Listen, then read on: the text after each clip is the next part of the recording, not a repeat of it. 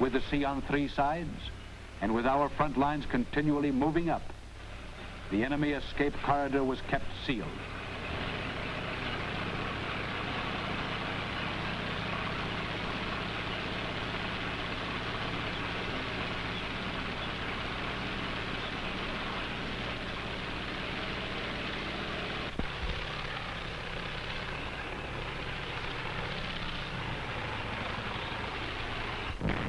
The advance continued steadily northward, driving the Japanese back into compressed pockets at the tip of the island.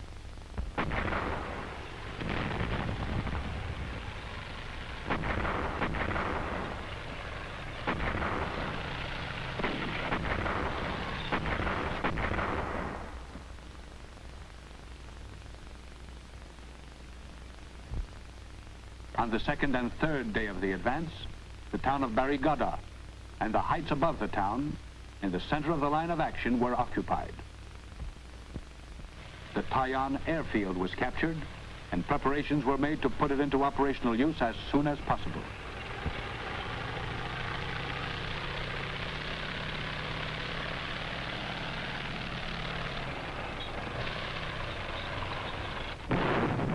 The advance northward was supported by naval gunfire from Task Force 53, as well as by airstrikes from carrier-based planes and missions flown from airfields previously secured on Saipan.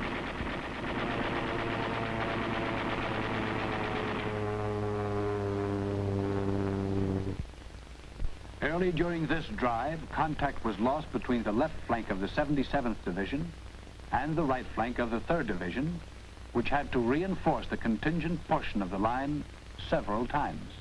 After 4 days, however, contact was re-established.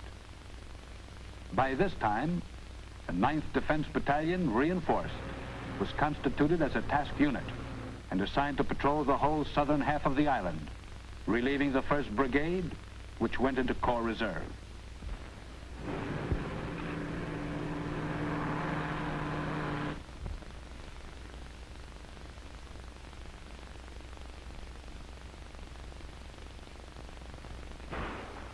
Action in the southern sector was limited throughout the remainder of the operation to flushing individual snipers, stragglers, and disorganized enemy groups, as the Japanese plan had called for evacuation of this area in favor of a strong defense of the northern part of Guam.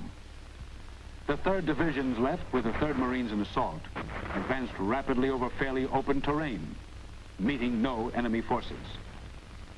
In the center of this sector, however, strong opposition developed against the 21st Marines, which ran into organized Japanese strongpoints presenting direct fire from emplaced artillery weapons.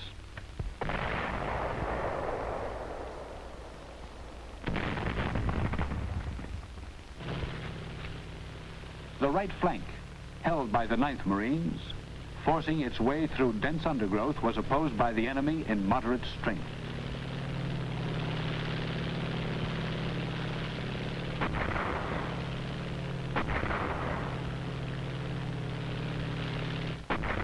On 6 August, W+16, the left flank of the 3rd Division sector was relieved by the 1st Brigade, which had moved up from the Corps Reserve area. Their part of the advance was slowed for a while by roadblocks and anti-tank fire. The forward movement, however, was maintained by all units along the line of action. While the opposition was comparatively light, the terrain became more difficult in all sectors. Bulldozers were required to clear the road and forced passage through the dwarf jungle growth. The airfield on Orote Peninsula having been rendered fully operative, and soon after that the one at Agana, support was offered by airstrikes against roads, road junctions, and buildings.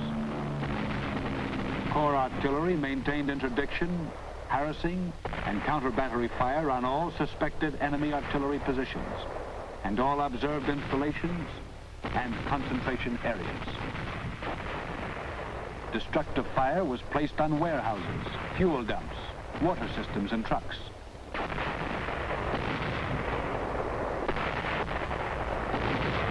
Enemy bivouac areas were neutralized, and special attention was paid to the escape routes from Yigo, Mount Santa Rosa area in the eastern sector, where the 77th Division was continuing its advance against moderate resistance.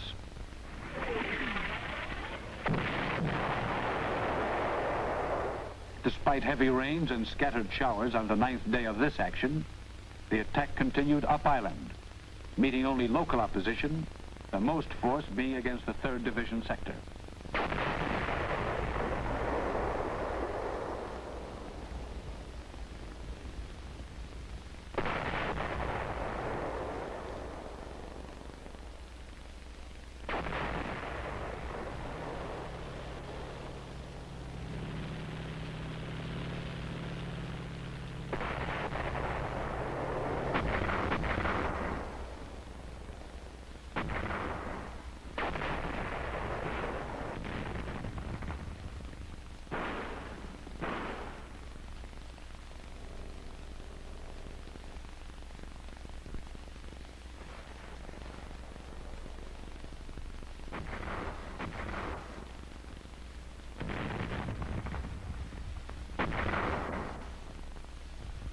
The brigade, through aggressive patrol action, attained the northwest tip of the island, running its line through Mount Macanao and the cliffs of Mount Ritadian, overlooking the sea.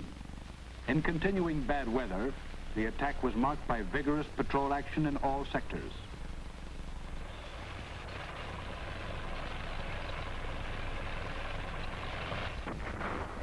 Liquidation of resistance continued with the mopping up of small, isolated, disorganized enemy groups, which were wandering aimlessly among the lines.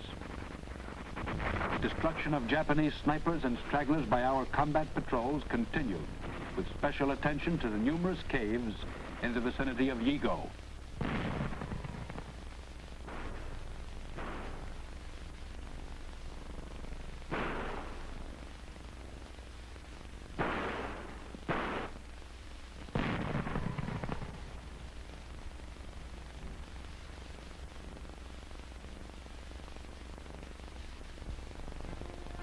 Although mopping up action was still underway, particularly in the southern half of the island, by W+20, 10 August, the northern half of the island was secured, and all organized resistance on Guam was considered at an end.